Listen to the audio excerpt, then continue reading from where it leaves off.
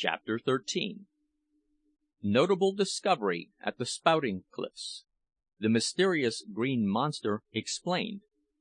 We are thrown into unutterable terror by the idea that Jack is drowned. The Diamond Cave. "Come, Jack," cried Peterkin one morning about 3 weeks after our return from our long excursion, "let's be jolly to-day, and do something vigorous. I'm quite tired of hammering and bammering, hewing and screwing, cutting and butting at that little boat of ours, that seems as hard to build as Noah's Ark. Let us go on an excursion to the mountain top, or have a hunt after the wild ducks, or make a dash at the pigs. I'm quite flat as bad ginger beer, flat as a pancake. In fact, I want something to rouse me, to toss me up, as it were. Eh? What do you say to it?" "Well," answered Jack, throwing down the axe with which he was just about to proceed towards the boat, "if that's what you want, I would recommend you to make an excursion to the waterspouts. The last one we had to do with tossed you up a considerable height. Perhaps the next will send you higher, who knows, if you're at all reasonable or moderate in your expectations." "Jack, my dear boy," said Peterkin gravely, "you are really becoming too fond of jesting.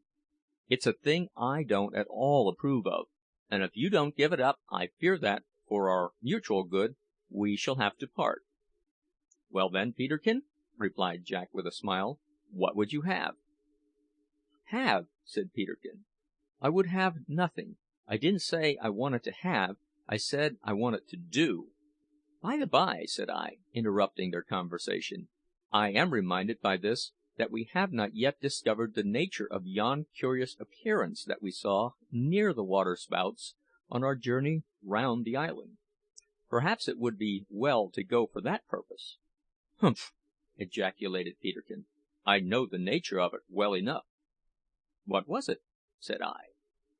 "It was of a mysterious nature, to be sure," said he with a wave of his hand, while he rose from the log on which he had been sitting and buckled on his belt, into which he thrust his enormous club.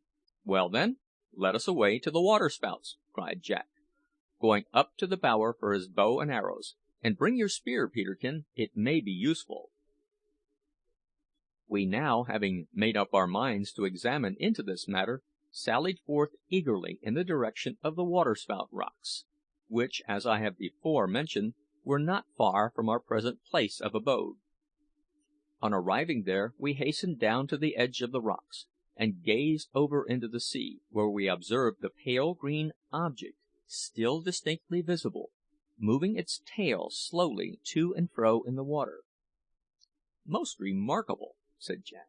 "Exceedingly curious," said I. "Beats everything," said Peterkin.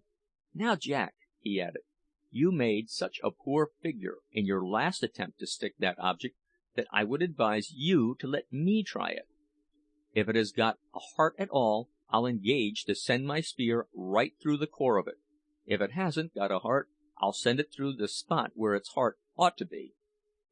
"Fire away, then, my boy," replied Jack with a laugh. Peterkin immediately took the spear, poised it for a second or two above his head, then darted it like an arrow into the sea. Down it went, straight into the centre of the green object, passed quite through it, and came up immediately afterwards pure and unsullied, while the mysterious tail moved quietly as before. "Now," said Peterkin gravely, "that brute is a heartless monster. I'll have nothing more to do with it." "I'm pretty sure now," said Jack, "that it is merely a phosphoric light; but I must say I'm puzzled at its staying always in the same spot." I also was much puzzled, and inclined to think with Jack that it must be phosphoric light, of which luminous appearance we had seen much while on our voyage to these seas. "But," said I, "there is nothing to hinder us from diving down to it, now that we are sure it is not a shark." "True," returned Jack, stripping off his clothes. "I'll go down, Ralph, as I'm better at diving than you are. Now then, Peterkin, out of the road." Jack stepped forward, joined his hands above his head, bent over the rocks, and plunged into the sea. For a second or two the spray caused by his dive hid him from view, Then the water became still, and we saw him swimming far down in the midst of the green object. Suddenly he sank below it, and vanished altogether from our sight. We gazed anxiously at the spot where he had disappeared for nearly a minute, expecting every moment to see him rise again for breath. But fully a minute passed, and still he did not reappear. 2 minutes passed, and then a flood of alarm rushed in upon my soul when I considered that, during all my acquaintance with him, Jack had never stayed under water for more than a minute at a time, indeed, seldom so long. "Oh, Peterkin!" I said in a voice that trembled with increasing anxiety, "something has happened. It is more than 3 minutes now." But Peterkin did not answer, and I observed that he was gazing down into the water with a look of intense fear mingled with anxiety, while his face was overspread with a deadly paleness. Suddenly he sprang to his feet and rushed about in a frantic state, wringing his hands and exclaiming, "Oh, Jack! Jack! He is gone! It must have been a shark, and he is gone for ever!" For the next 5 minutes I know not what I did. The intensity of my feelings almost bereft me of my senses; but I was recalled to myself by Peterkin seizing me by the shoulders and staring wildly into my face while he exclaimed, "Ralph! Ralph! Perhaps he has only fainted! Dive for him, Ralph!" It seems strange that this did not occur to me sooner. In a moment I rushed to the edge of the rocks, and without waiting to throw off my garments, was on the point to spring into the waves when I observed something black rising up through the green object. In another moment Jack's head rose to the surface, and he gave a wild shout, flinging back the spray from his locks, as was his wont after a dive. Now we were almost as much amazed at seeing him reappear, well and strong, as we had been at first at his non-appearance, for to the best of our judgment he had been nearly 10 minutes under water, perhaps longer, and it required no exertion of our reason to convince us that this was utterly impossible for mortal man to do and retain his strength and faculties. It was, therefore, with a feeling akin to superstitious awe that I held down my hand and assisted him to clamber up the steep rocks. But no such feeling affected Peterkin. No sooner did Jack gain the rocks and seat himself on one, panting for breath, than he threw his arms round his neck and burst into a flood of tears. "Oh, Jack, Jack!" said he, "where were you? What kept you so long?" After a few moments Peterkin became composed enough to sit still and listen to Jack's explanation, although he could not restrain himself from attempting to wink every 2 minutes at me in order to express his joy at Jack's safety. I say he attempted to wink, but I am bound to add that he did not succeed, for his eyes were so much swollen with weeping that his frequent attempts only resulted in a series of violent and altogether idiotical contortions of the face that were very far from expressing what he intended. However, I knew what the poor fellow meant by it, so I smiled to him in return, and endeavoured to make him believe that he was winking. "Now, lads," said Jack when we were composed enough to listen to him, "yon green object is not a shark. It is a stream of light issuing from a cave in the rocks. Just after I made my dive, I observed that this light came from the side of the rock above which we are now sitting, so I struck out for it, and saw an opening into some place or other that appeared to be luminous within. For one instant I paused to think about whether I ought to venture. Then I made up my mind and dashed into it. For you see, Peterkin, although I take some time to tell this, it happened in the space of a few seconds, so that I knew I had wind enough in me to serve to bring me out of the hole and up to the surface again. Well, I was just on the point of turning, for I began to feel a little uncomfortable in such a place, when it seemed to me as if there was a faint light right above me. I darted upwards and found my head out of water. This relieved me greatly, for I now felt that I could take in air enough to enable me to return the way I came. Then it all at once occurred to me that I might not be able to find the way out again, but on glancing downwards my mind was put quite at rest by seeing the green light below me streaming into the cave, just like the light that we had seen streaming out of it. only what I saw now was much brighter.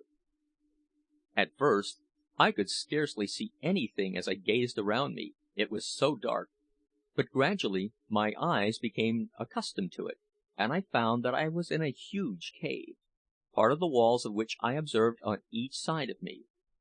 The ceiling just above me was also visible, and I fancied that I could perceive beautiful glittering objects there, but the farther end of the cave was shrouded in darkness.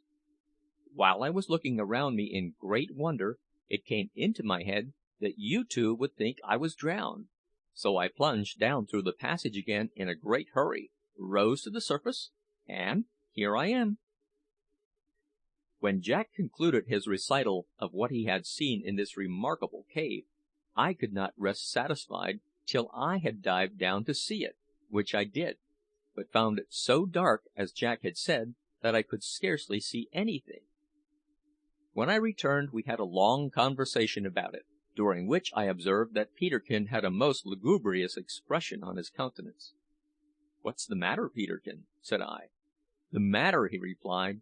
"It's all very well for you two to be talking away like mermaids about the wonders of this cave, but you know I must be content to hear about it, while you are enjoying yourselves down there like mad dolphins. It's really too bad."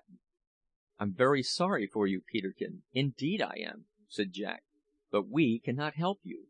If you would only learn to dive—" "Learn to fly, you might as well say," retorted Peterkin in a very sulky tone. "If you would only consent to keep still," said I, "we could take you down with us in 10 seconds." Replied Peterkin.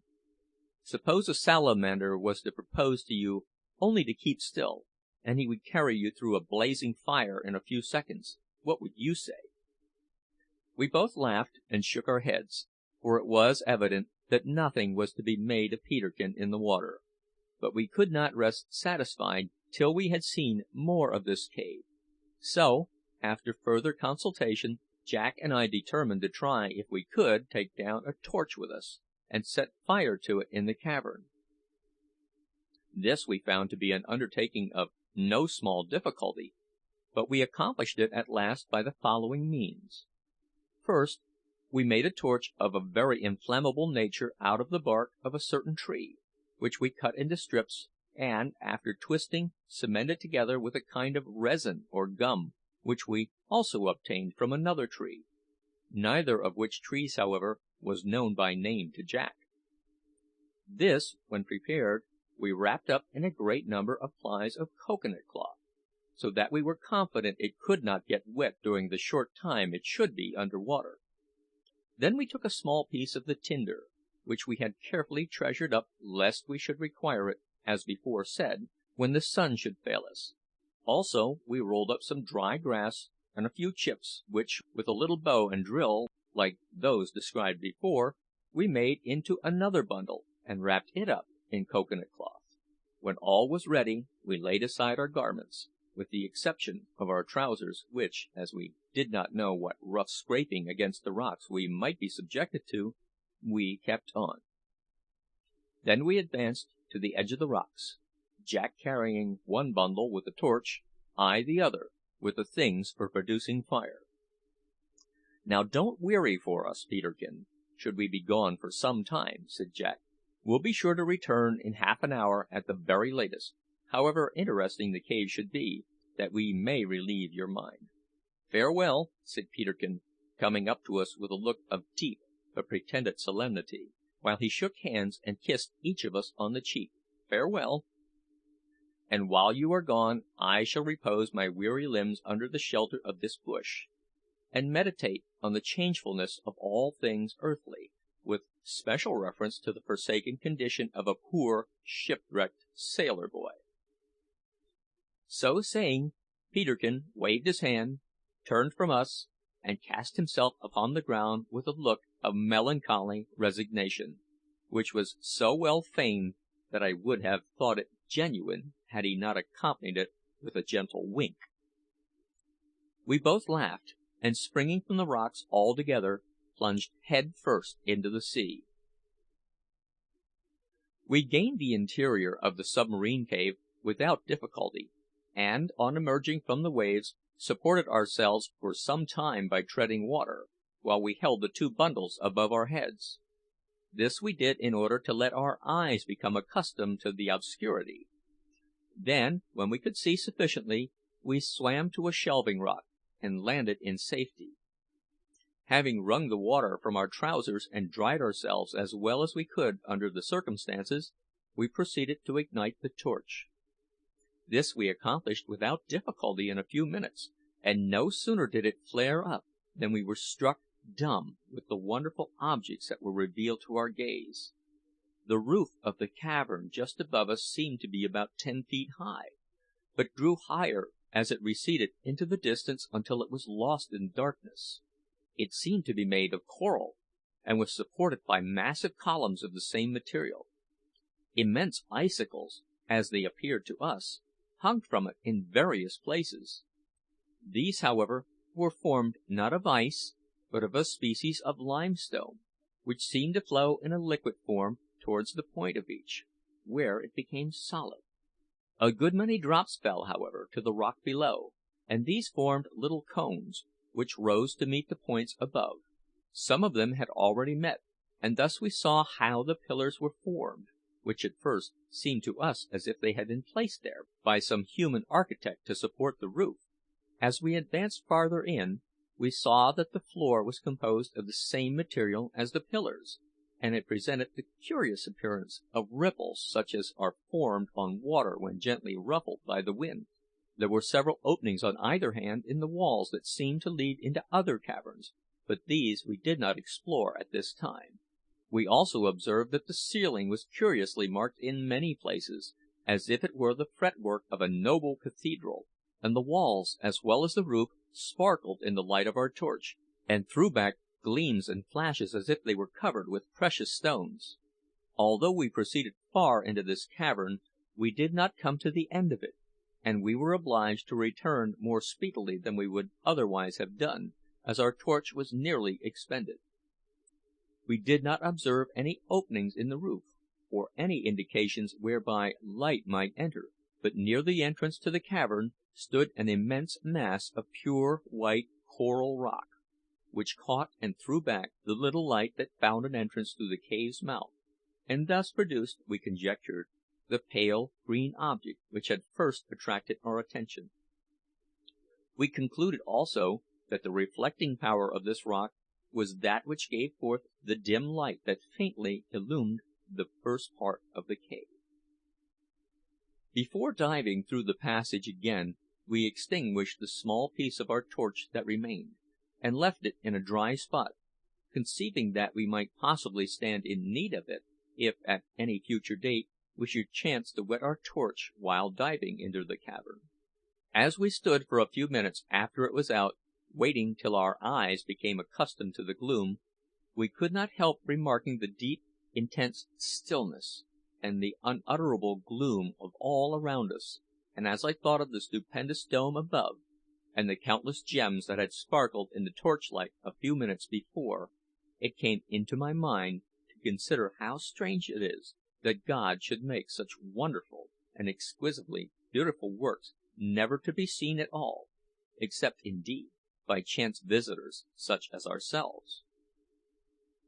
I afterwards found that there were many such caverns among the islands of the South Seas, some of them larger and more beautiful than the one I have just described. "Now, Ralph, are you ready?" said Jack in a low voice that seemed to echo up into the dome above. "Quite ready." "Come along, then," said he, and plunging off the ledge of the rock into the water, we dived through the narrow entrance. In a few seconds we were panting on the rocks above, and receiving the congratulations of our friend Peterkin. Chapter 13.